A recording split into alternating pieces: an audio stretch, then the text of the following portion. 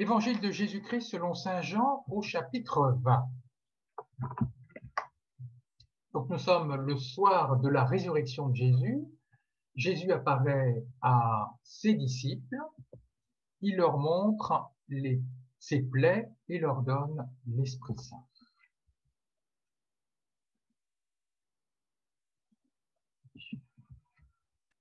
Or, l'un des 12, Thomas, appelé Didyme, c'est-à-dire jumeau, n'était pas avec eux quand Jésus était venu. Les autres disciples disaient: « Nous avons vu le Seigneur. » Mais il leur déclara: « Si je ne vois pas dans ses mains la marque de ses clous, si je ne mets pas mon doigt dans la marque des clous, si je ne mets pas la main dans son côté, non, je ne croirai pas. » 8 jours plus tard, les disciples se trouvaient de nouveau dans la maison et Thomas était avec eux. Jésus vint, alors que les portes étaient verrouillées. Il était debout au milieu d'eux et leur dit: « La paix soit avec vous. » Puis il dit à Thomas: « Avance ton doigt ici et vois mes mains. Avance ta main et mets-la dans mon côté. Cesse d'être incrédule, sois croyant. » Alors Thomas lui dit: « Mon Seigneur et mon Dieu. » Jésus lui dit: « Parce que tu m'as vu, tu crois. Heureux ceux qui croient sans avoir vu. » Alors, chers amis, qui d'entre nous n'a jamais eu de doute dans sa foi? Et qui d'entre nous est sûr de ne jamais plus en avoir? Honnêtement, je pense personne. L'expérience de Thomas est particulièrement intéressante parce qu'elle nous montre, elle nous indique en tout cas un chemin pour dépasser nos doutes quand nous en avons. Alors, deux parties. D'abord, l'incrédulité de Thomas et ensuite, comment Thomas a pu retrouver la foi et quelle foi il retrouve. Alors d'abord, l'incrédulité de Thomas. Jésus est apparu à ses disciples, mais malheureusement, Thomas n'était pas présent.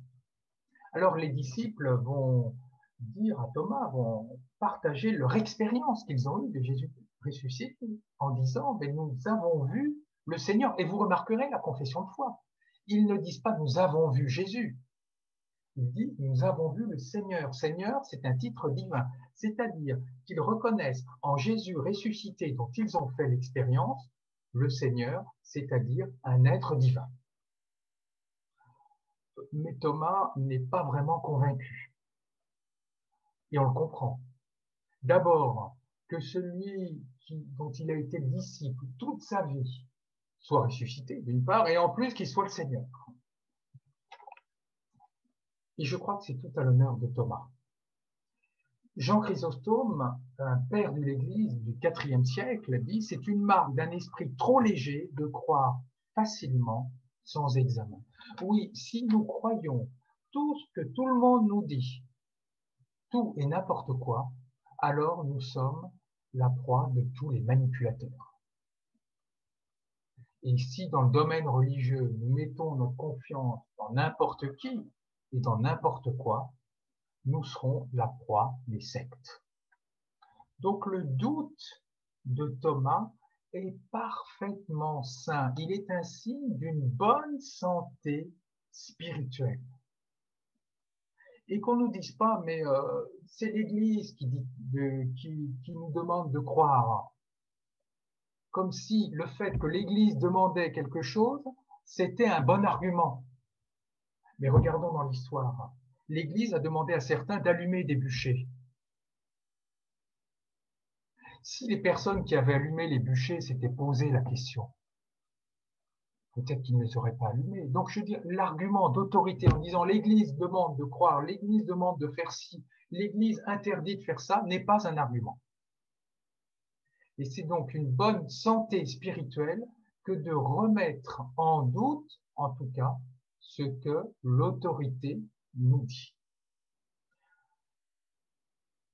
Alors Jésus va quand même pas s'arrêter là, il ne va pas laisser Thomas dans ses doutes, il va apparaître à nouveau aux disciples. Il apparaît à nouveau aux disciples, il est debout, debout c'est un signe de la résurrection, vous savez, être debout c'est veut dire être ressuscité. Les portes sont fermées, pourtant Jésus apparaît. Alors c'est pas passe-muraille Jésus, c'est pas cela, mais en tout cas ce que Jean est en train de nous dire, c'est que Jésus dépasse, en tout cas Jésus ressuscité dépasse les lois physiques. On n'est pas, il faut pas raisonner avec les lois physiques. C'est vraiment une présence réelle, quoique mystérieuse. Et là, il va répondre à tous les doutes de Thomas sans que Thomas les lui formule. Thomas voulait voir Jésus, Jésus se laisse voir à Thomas. Thomas voulait toucher ses plaies, Jésus lui propose de toucher ses plaies. Dans un seul but, sois croyant, cesse d'être incrédule, c'est-à-dire mets ta confiance en moi. Ce que nous pouvons retenir déjà, c'est que Jésus vient à notre rencontre quand nous avons des doutes pour que nous puissions renforcer notre confiance en lui. Mais il y a une chose, vous remarquerez que Jésus va à la rencontre de Thomas dans un cadre bien précis. Nous sommes la semaine d'après, exactement une semaine après la résurrection de Jésus, donc un dimanche. Et les disciples sont assemblés. Or, que font tous les disciples de Jésus depuis cette période, justement, de dimanche en dimanche? Ils se rassemblent pour célébrer Jésus ressuscité et ils accueillent sa présence mystérieuse. Et c'est pendant le culte, pendant la messe, pendant la divine liturgie, que Jésus se manifeste à nous mystérieusement, vient pour nous donner la paix et pour ôter les doutes que nous pourrions avoir. Dans la vie spirituelle, il y a vraiment un aspect communautaire. Il y a vraiment la puissance de la communauté. Donc, première idée que nous pouvons retenir, les doutes de Thomas sont tout à fait sains. Nous pouvons avoir des doutes, c'est tout à fait sain, et Jésus vient à notre rencontre pour les apaiser. Alors, maintenant, la foi de Thomas. J'ai dit que les doutes de Thomas étaient sains, et pourtant, Jésus va lui reprocher en quelque sorte son incrédulité. Il ne va pas lui reprocher de vouloir le voir. Il ne dit pas, Thomas, ce n'est pas bien que tu aies voulu me voir, ce n'est pas bien que tu aies voulu toucher mes plaies. Non, c'est pas cela. Simplement, il lui reproche, gentiment, de ne pas avoir accordé une confiance aux proches disciples de Jésus, ce qui ne l'aurait pas empêché par la suite de vérifier par lui-même que Jésus était ressuscité. Je prendrai un exemple. Dans la question de l'amour, quand nous voyons des couples qui ont 20, 30, 40, 50 ans, au départ, quand les deux personnes se sont mises ensemble, il y a bien eu un pari, une confiance. Ils n'avaient aucune preuve au départ que leur amour allait durer 10, 20, 30, 40, 50, et voire plus. Mais ce n'est pas un pari aveugle qu'ils ont fait. Le pari s'est vérifié d'année en année. Ils ont pu dire, ils peuvent se dire, chacune et chacun, ben oui, au bout de 10 ans, 20 ans, 30 ans, 40 ans, 50 ans, j'ai bien fait de faire confiance. Eh bien, la foi, c'est exactement la même chose.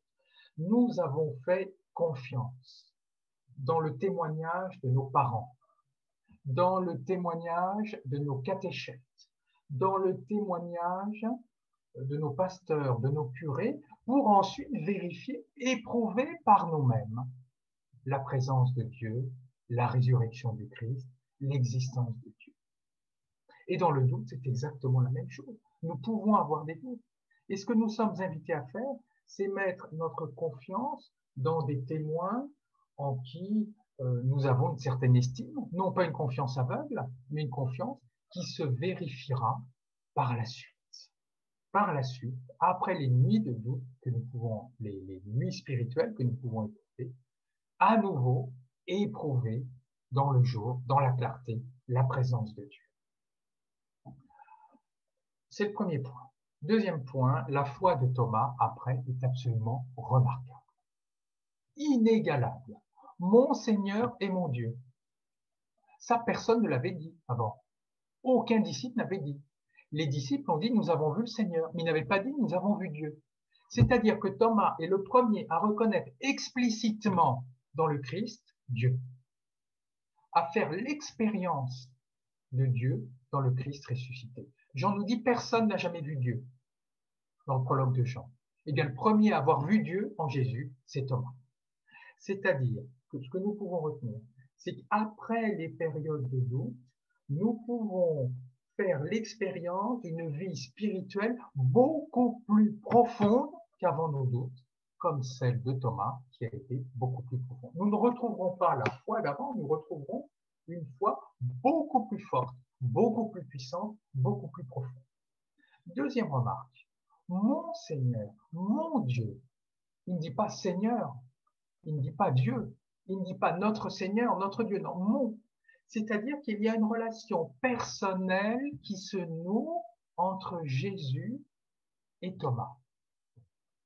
Et ce que nous pouvons retenir, c'est que personne ne peut s'interposer, ne peut faire écran entre chacun d'entre nous et Dieu et le Christ.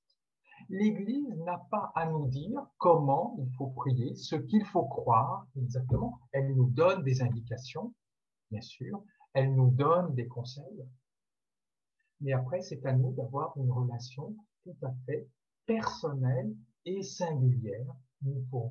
Mon Jésus, mon Dieu, n'est pas le même que celui, en tout cas n'est pas la même compréhension que celle de Thomas, que celle de Pierre, que celle de Paul, que celle de lui. Chacun de nous a une relation très singulière et particulière avec Dieu.